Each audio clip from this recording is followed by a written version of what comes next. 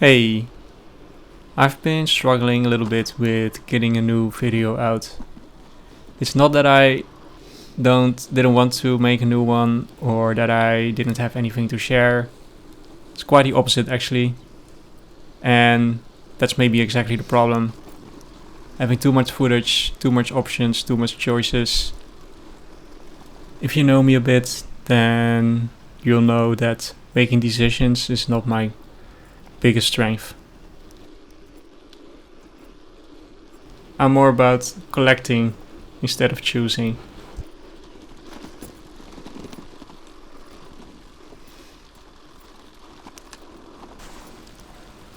Collecting options, scenarios, possible scenarios, bike parts, you name it, records.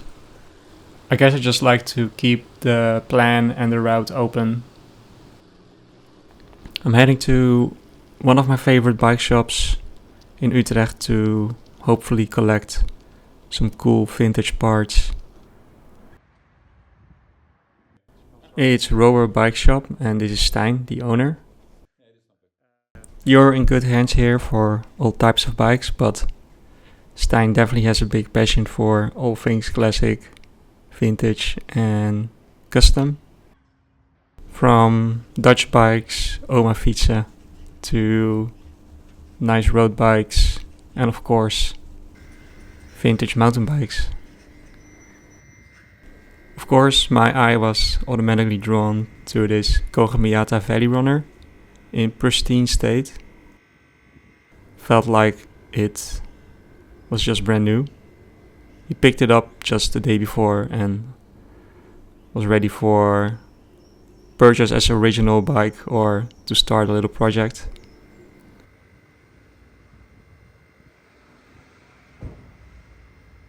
And this Sulo mountain bike, which I may find even cooler.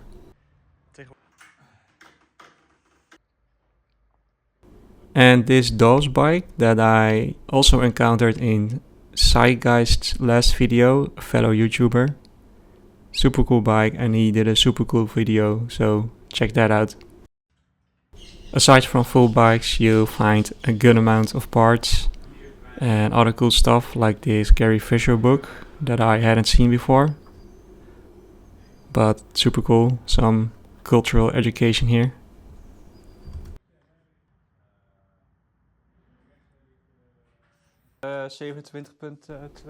The best part about Rower is how friendly and hospitable Stijn is.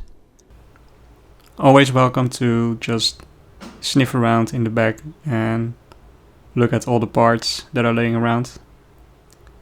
A lot of options here. The main goal was to find a simple black seat post, which I found just now.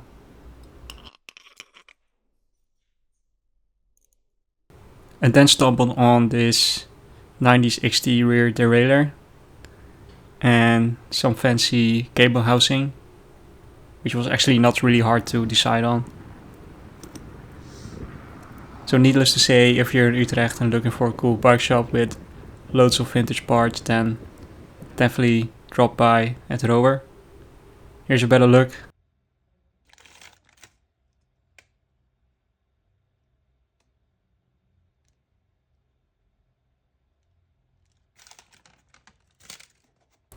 Some other cool parts that I collected recently are these new old stock die-comp brake levers in anodized blue. Super cool. So this is all fun, but what bike is this for? I hear you ask. This is the frame, red Rockhopper, and I'm going to build this up for my brother-in-law. So this is what I was hinting at in the previous video.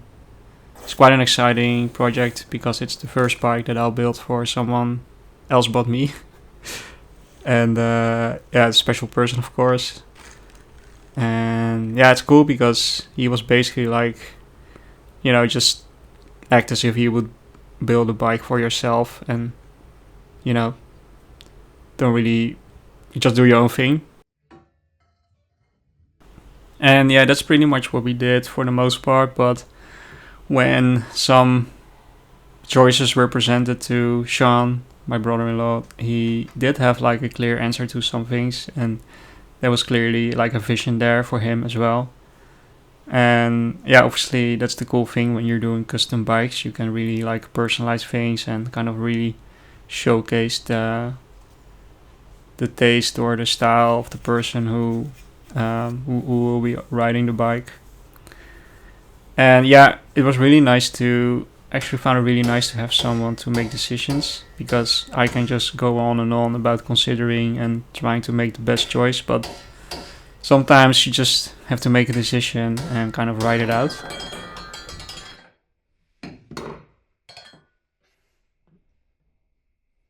I recently learned and realized this, that it's often not about making the best choice, but more like kind of embracing the choice that you made and just try to make the best of it.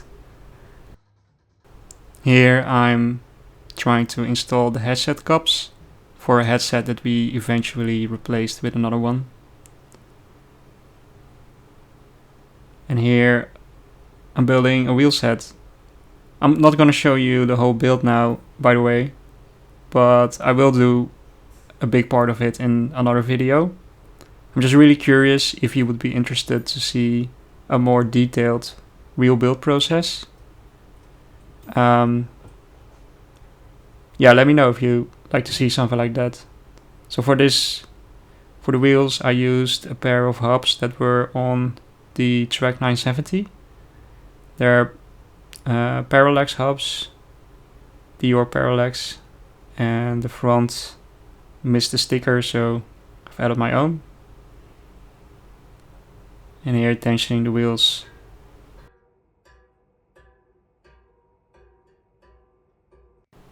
So yeah, let me know what you'd like to see for the rest of the build, and yeah, stay tuned if you want to see it develop. Last but not least, another exciting update. I'll be printing a limited run of t-shirts soon. Here I just picked up the shirts and heading to Capital, the printing studio.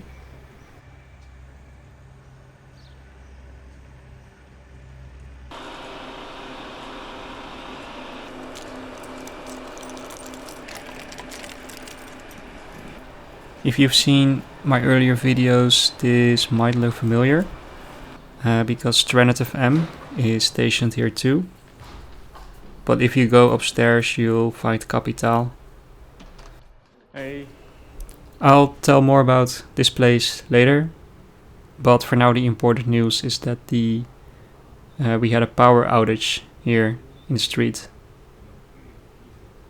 So other than preparing our artwork and some initial steps of the screen printing process, there wasn't much else to do but to pet these lovely dogs.